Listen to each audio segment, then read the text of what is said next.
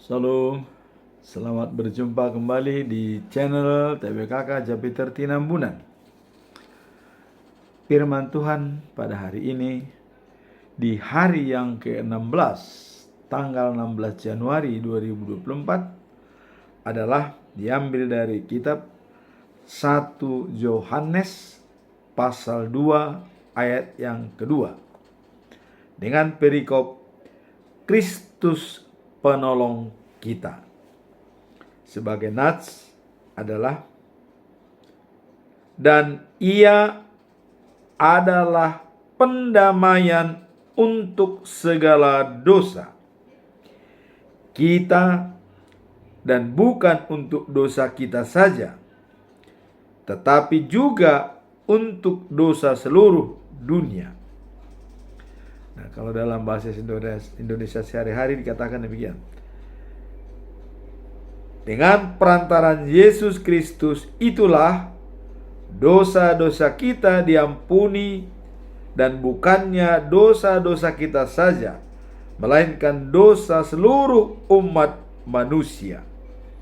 Nah, dalam bahasa Batak Siganupari didok songonon. Jala Kristus sendiri do pada mehon hita dohot sude dosata. Dada holan di dosata, alai dohot di dosa ni sude portivion. Jadi dosa seluruh dunia diampuni oleh Yesus. Bacaan pagi diambil dari kitab Yosua pasal 10 ayat 1 sampai 15. Orang-orang Amori ditaklukkan. Kemudian bacaan malam diambil dari kitab Roma pasal 3 ayat 21 sampai dengan 26. Bagaimana Allah memungkinkan manusia berbaik dengan Dia. Jadi ini bagaimana Allah memungkinkan berbaik dengan manusia. Itulah ayat hari ini, bacaan pagi, bacaan malam, dan juga ayat hari ini. Kita tetap menyinggung pedoman kita selama bulan Januari yang dikatakan sebagai topik kita dalam bulan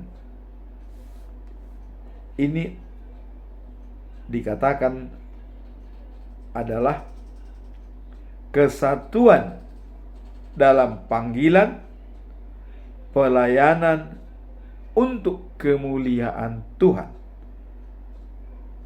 Nah, kemudian disebutkan dalam 1 Korintus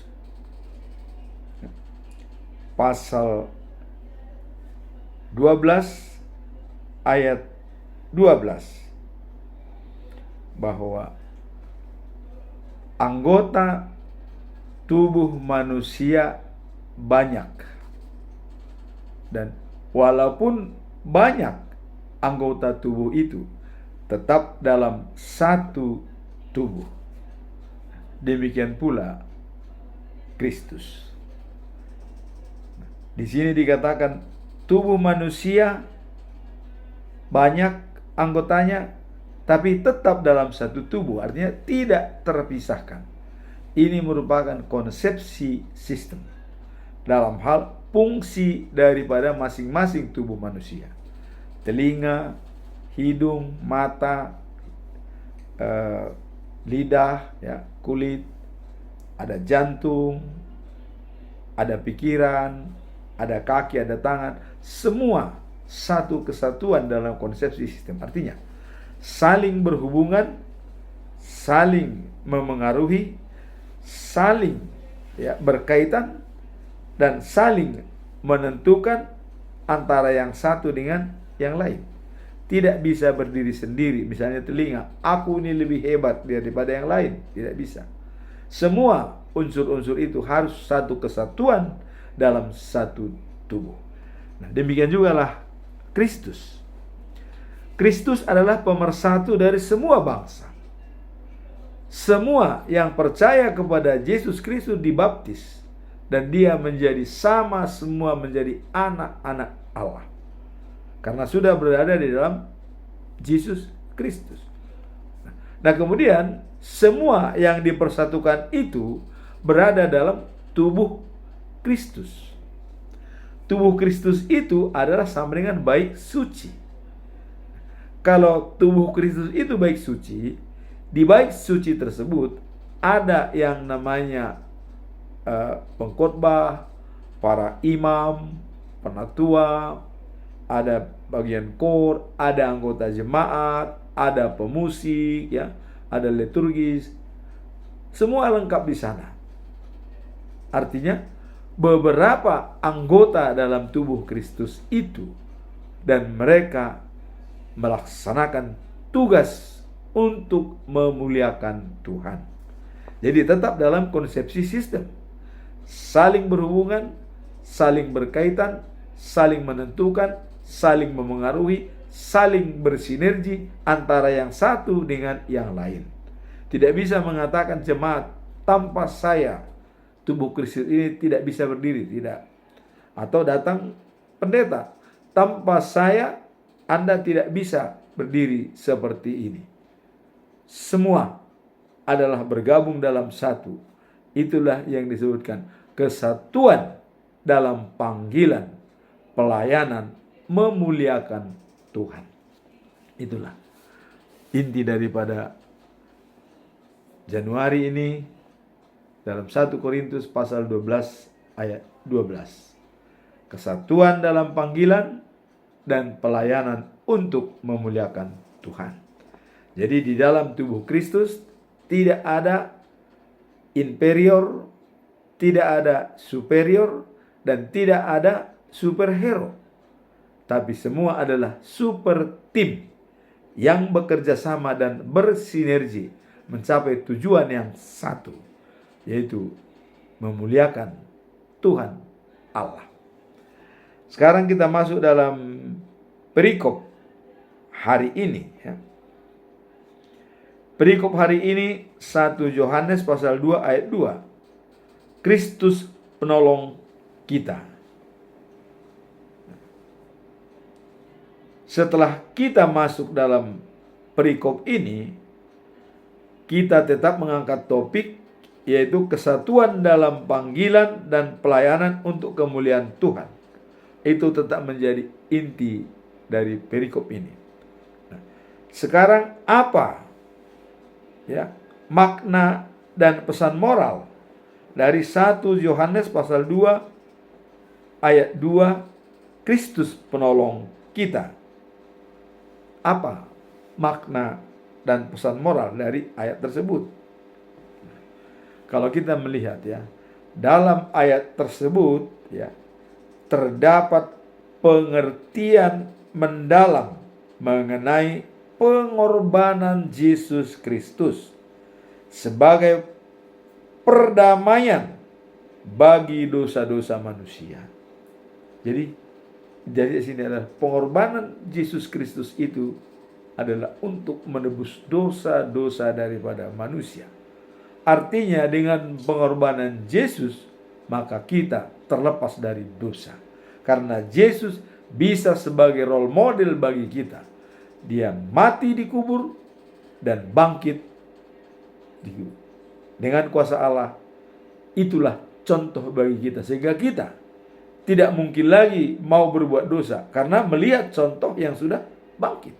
Ada kenyataan yang jelas, ya, bahwa manusia itu akan bangkit apabila tidak bercacat, tidak punya dosa. Tetapi kalau kematian adalah akhir daripada hidupnya, itulah yang dikuasai oleh iblis. Seandainya Yesus mati dan tidak pernah bangkit, maka dia dikuasai oleh iblis. Tapi Yesus mati, bangkit dari ketiga, dia dikuasai oleh Allah.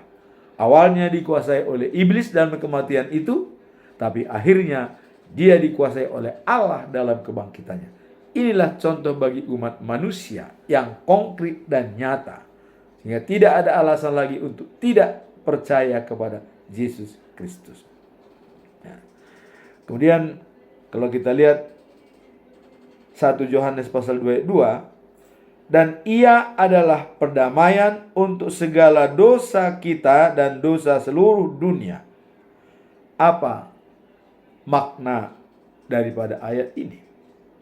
Maknanya adalah, ini menunjukkan bahwa kasih pengampunan Tuhan bersifat universal, berlaku untuk umum, dan mengajak setiap orang untuk menerima anugerahnya dan hidup dalam harmoni satu sama lain. Nah, jadi hidup harmoni satu sama lain dan menerima anugerah keselamatan itu dari Dia. Inilah makna. Jadi kasih pengampunan itu bersifat universal dan menginginkan supaya mengajak setiap orang untuk menerima anugerahnya dan hidup dalam harmoni. Artinya hidup dalam saling mengasihi. Itulah makna daripada perikop ini. Sekarang apa pesan moral dari perikop ini? Pesan moralnya adalah kita dipanggil untuk memperlihatkan kasih. Kasih itu adalah karakter Kristus. 1 Yohanes pasal 4 ayat 8. Allah itu kasih. Barang siapa tidak mengasihi, tidak mengenal Allah. Inilah karakter Allah itu kasih. Tidak mengasihi, tidak mengenal Allah. Jadi jangan pernah kita saya mengasihi Allah, saya percaya Allah. Tapi kita sendiri tidak pernah mengasihi, tidak pernah memberikan sesuatu kepada orang lain, tidak mengasihi Allah, tidak mengasihi manusia, tidak mengenal Allah. Ayat ini mengatakan tidak mengenal Allah orang yang tidak mengasihi. Ini adalah dalam 1 Yohanes pasal 4 ayat yang ke-8. Nah, jadi tadi pesan moralnya adalah untuk memperlihatkan kasih atau karakter dan pengertian kepada sesama. Segala dengan pengorbanan yang telah dilakukan oleh Kristus. Jadi melihat pengorbanan yang dilakukan tadi merupakan role model bagi kita bahwa kita pun akan bangkit seperti Yesus. Sehingga bagi orang Kristiani tidak ada istilah putus asa, tidak ada istilah stres. Karena apa? Karena ada jaminan kalau hidup kita di dunia ini biasa-biasa saja atau tidak memiliki apa-apa, ingat, kekal dan abadi dijanjikan oleh Allah akan kita terima. Buktinya Yesus dikubur dan bangkit. Itulah contoh atau role model yang pasti bagi kita. Nah, kemudian apa kesimpulan kita atau sebagai conclusion daripada ayat ini? Saya tetap mengajukan ada 3 pertanyaan. Pertanyaan pertama adalah sebagai berikut. Apa makna mendalam dari pengorbanan Yesus bagi kita saat ini dalam kehidupan sehari-hari? Apa makna pengorbanan Yesus itu dalam kehidupan kita sehari-hari pada saat ini? Ini yang perlu kita lihat. Saya akan coba menjelaskan bahwa pengorbanan Yesus Kristus di kayu salib membawa makna yang sangat mendalam bagi kehidupan kita saat ini. Jadi sangat mendalam, terutama dalam konteks kasih, pengampunan, dan penebusan. Itulah makna pengampunan, kasih, dan penebusan. Kasih ditunjukkan di dalam kayu salib, Ya. Walaupun dia disalib, tapi dia tetap berdoa kepada Bapa di surga tentang kelakuan daripada Yahudi yang dikuasai oleh iblis. Yesus mengatakan, ampunilah mereka Tuhan. Mereka tidak tahu apa yang diperbuat. Coba, padahal dia sudah disalibkan, tapi dia masih mengampuni. Itulah peristiwa kayu salib yang sangat kita lihat. Konteks, kasih, pengampunan dan penebusan. Nah, melalui pengorbanannya kita diajarkan, jadi dengan pengorbanan itu kita diajarkan untuk hidup dalam kasih atau karakter Tuhan. Ini yang menjadi pedoman kita. Nah, kemudian dalam 1 Yohanes 4 ayat 8 dikatakan Allah itu kasih dan ya memberikan diri kita kepada orang lain ya dengan tulus serta ya memakan pentingnya pengampunan dalam relasi sesama manusia. Jadi kita ya kalau sudah kasih berbicara, kita rela untuk berkorban demi kawan kita, demi orang yang membutuhkan. Jadi pengorbanan itu memang harus dilihat dari segi kasih kepada orang. Dalam Matius 20 ayat 28 dikatakan ya, justru sebagai anak manusia, ia datang bukan untuk dilayani, tetapi melayani dan memberikan ya nyawanya sebagai tebusan bagi orang banyak. Ini mengingatkan kita akan semangat pengorbanan Yesus yang datang ya untuk melayani dan memberikan hidupnya demi keselamatan umat manusia. Jadi kedatangan Yesus itu adalah untuk melayani, bukan untuk dilayani, untuk memberikan hidupnya dan keselamatan umat manusia. Hidupnya diberikan, mati di kayu salib. Mati. Ini adalah contoh yang konkret bagi kita bahwa Yesus pun dikuasai oleh iblis, mati disalibkan ya di kayu salib. Jadi kematian itu boleh dikatakan kuasa iblis. Karena kita lihat orang Yahudi, dia disalibkan tanpa dosa, tanpa salah, itu kuasa iblis. Ya, kuasa iblis. Namun apa yang terjadi? Dia tidak bisa dikalahkan oleh iblis. Di hari ketiga dia bangkit dengan kuasa Allah. Ini adalah contoh bagi kita bahwa kita pun serupa dengan Yesus. Dikuburkan dan bangkit. Dan Yesus akan membangkitkan kita semua. Maka kedatangannya yang kedua, dia berjanji.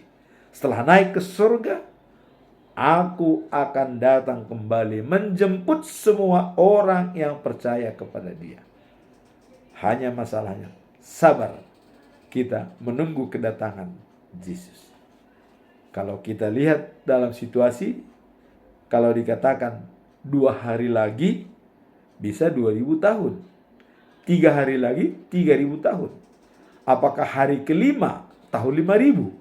Kenapa? Karena 1 hari bagi Allah, 1000 tahun bagi manusia.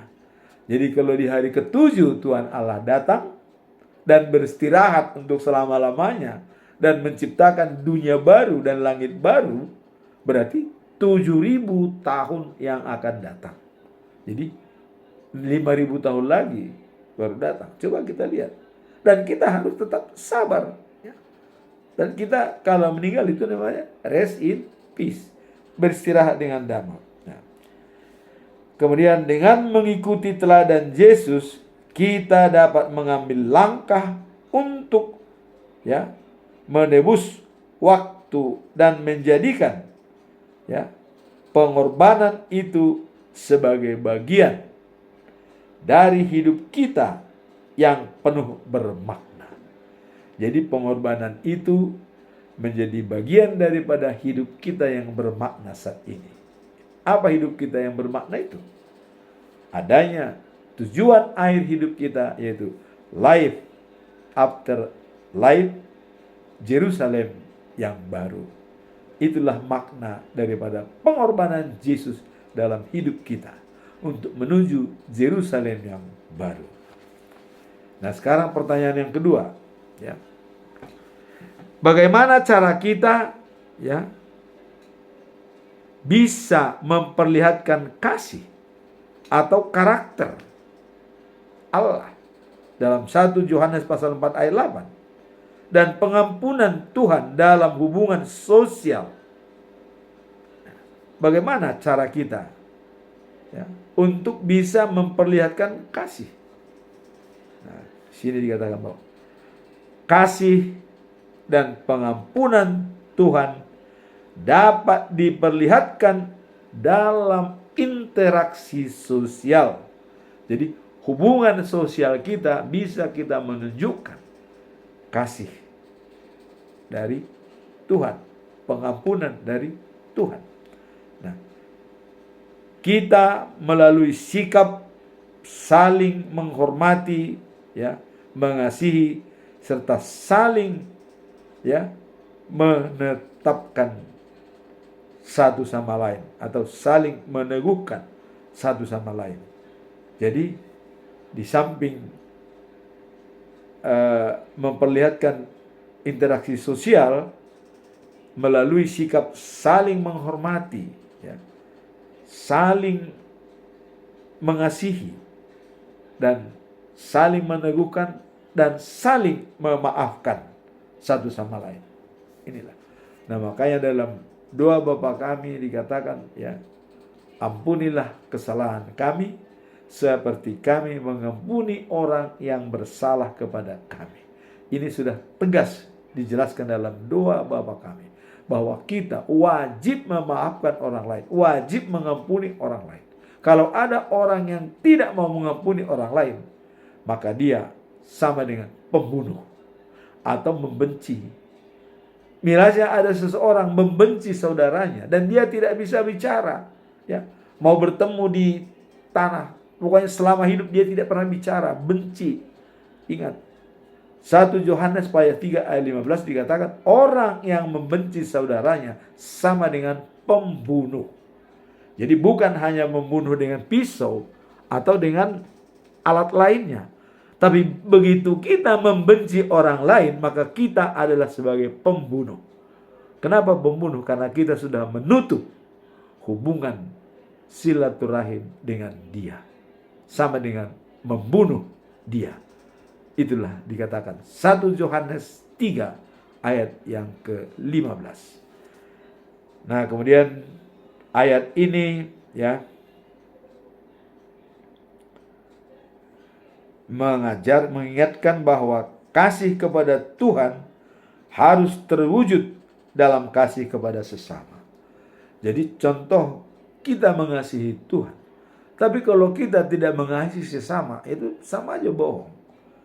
Kasih itu harus ditunjukkan mengasihi sesama, maka itu pun bisa mengasihi Tuhan.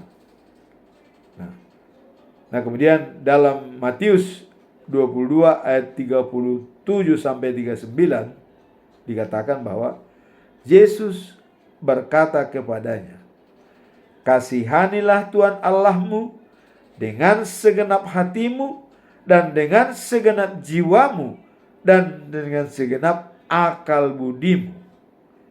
Dan inilah hukum pertama dan utama. Nah, kemudian yang kedua, ya, kasihanilah sesamamu manusia seperti dirimu sendiri. Ini juga dinyatakan dalam Markus 12 ayat 30 sampai 31. Jadi ayat ini mengingatkan bahwa kasih kepada Tuhan harus terwujud dalam kasih kepada sesama. Nah, dengan mengasihi orang lain seperti diri sendiri, itu kita belajar untuk memperlihatkan pengampunan, ya, memahami satu sama lain, dan menciptakan harmoni dalam hubungan sosial. Jadi memahami satu sama lain, dan itu bisa menciptakan harmoni dalam sosial atau dalam komunitas kita. Inilah pondasi dalam sesama berinteraksi yang kita lakukan sehari-hari. Jadi ini adalah merupakan pondasi dalam berinteraksi dengan orang-orang sesama komunitas atau dalam hubungan sosial.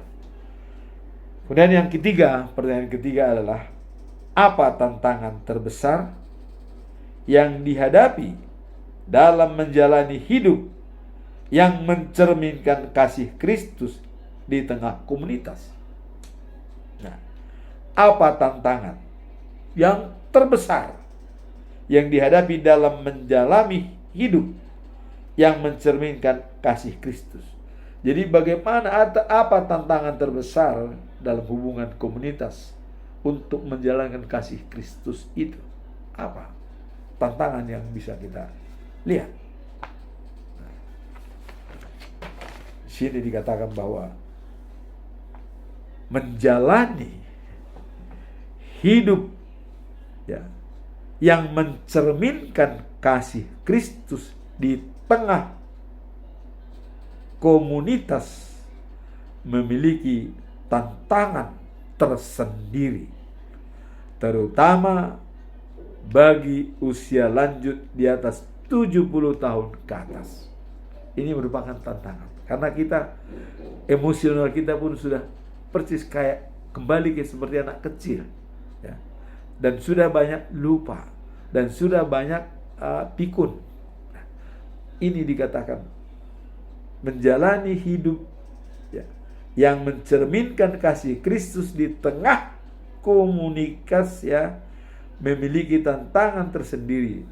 Karena kita juga sudah ditinggalkan orang, udah tua, tidak lagi disayang, bahkan anak pun mungkin sudah menghindar, yang lain pun tidak bisa lagi bermain. Kembali kita seolah-olah tidak punya teman. Bagaimana tantangan itu bisa terjadi? Inilah dikatakan bahwa walaupun kita berada dalam komunitas yang berbeda-beda, baik pendekatan dalam latar belakang, yang menyatukan kita adalah kasih Kristus. Oleh kesatuan panggilan dalam pelayanan untuk kemuliaan Tuhan. Jadi kembali kepada topik Januari ini, kesatuan dalam pelayanan untuk memuliakan Tuhan. Jadi pada saat kita memang ditinggal oleh orang, maka satu-satunya yang bisa membantu kita adalah baca firman Tuhan setiap hari.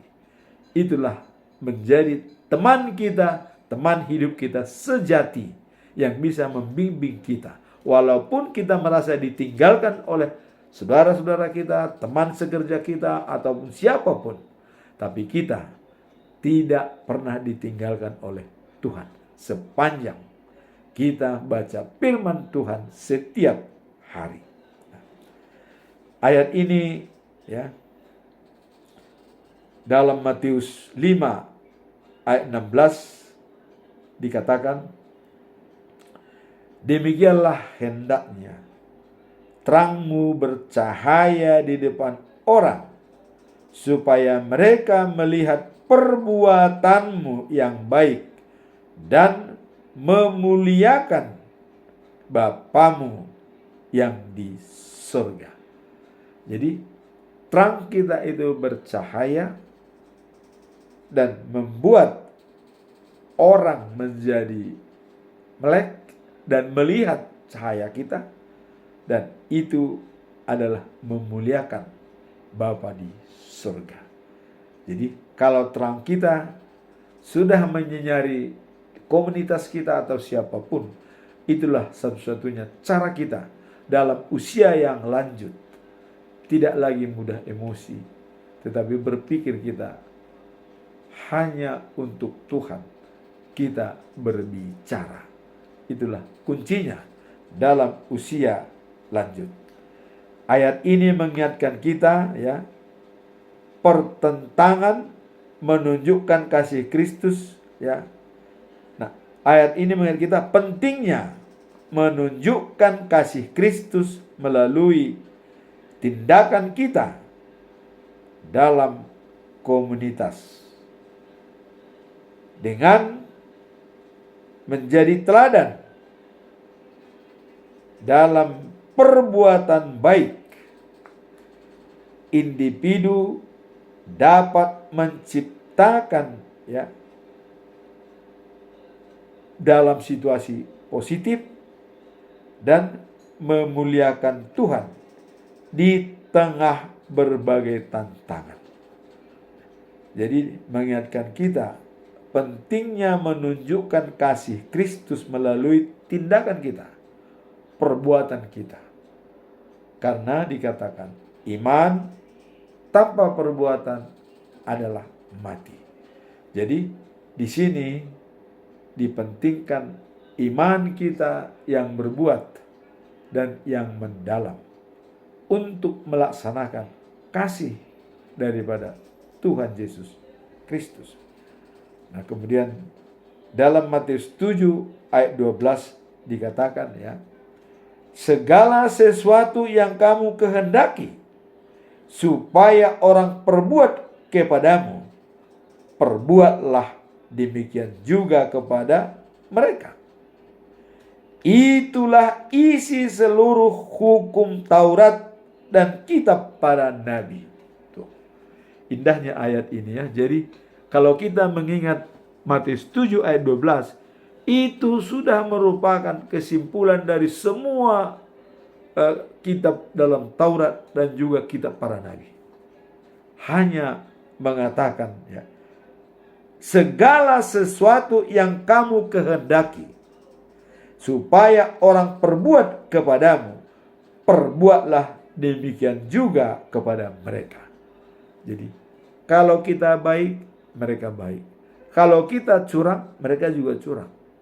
Ada yang namanya hukum keseimbangan.